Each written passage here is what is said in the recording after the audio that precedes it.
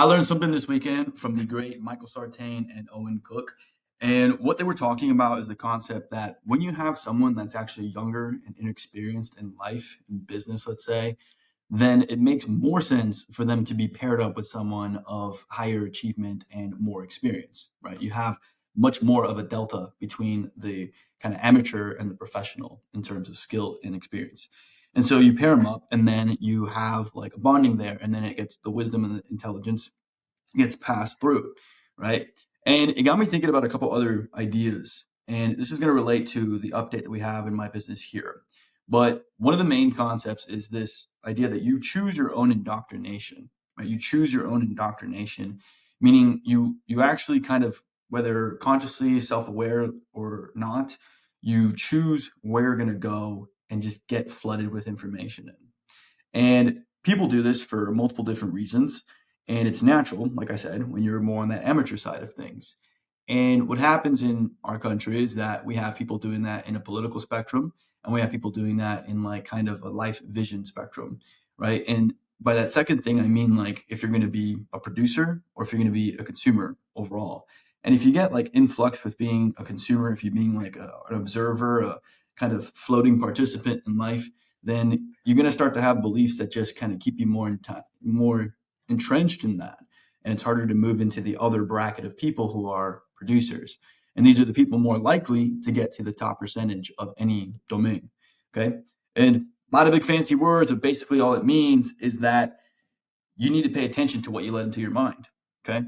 And I bring this up because, this isn't exactly business tactics, but this is the business decision, the entrepreneurship decision, which a lot of you might be going through because not every first vibe coded app that you make is going to take off, and it might and probably will take longer than you expected. And so we have to keep this in mind, right? Because there's both schools of thought in this industry, AI, vibe coding, et cetera, where it's all slop, where it's overblown, it's more than it needs to be. And I understand the critiques. I get the critiques. I understand the extra fingers in the images. I understand the typos, the hallucinations, and all that stuff. But regardless, cars get into crashes and we use them a lot. So we are going to go into the camp and choose to be indoctrinated more and more so by the achievers, the success stories.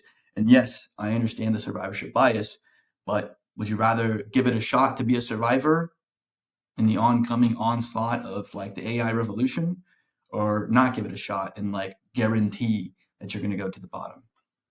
And it's kind of a question of discomfort. It's a question of being willing to sit with the fact long enough and the work long enough to accept that it's going to be an experience. It's going to be an experience and an up and down experience. Okay, you have big months and you have bad months. You have success projects and you have failure projects. Even if you think about it very closely, a very good closing rate is never above 50%. If you have your marketing and your other things like that, kind of your pricing figured out, a good closing percentage should never go above 50%, right? So you're hearing no more often than you're hearing yes.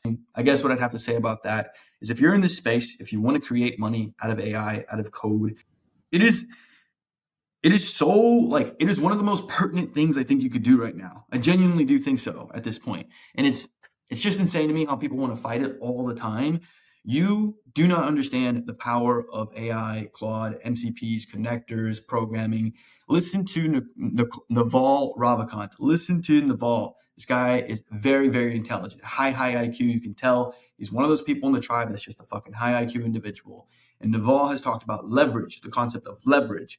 And there's four, I believe. One is people, the other one is code, the other one is media, and the other one I believe was like machinery or something like that. But code and media, if you're in this space, you have code and media. You have two. You have half of the biggest leverage things in culture, in society, in humanity. Okay. If you don't believe it, try thinking about it in like first principles way, and you probably won't get to a better place than that.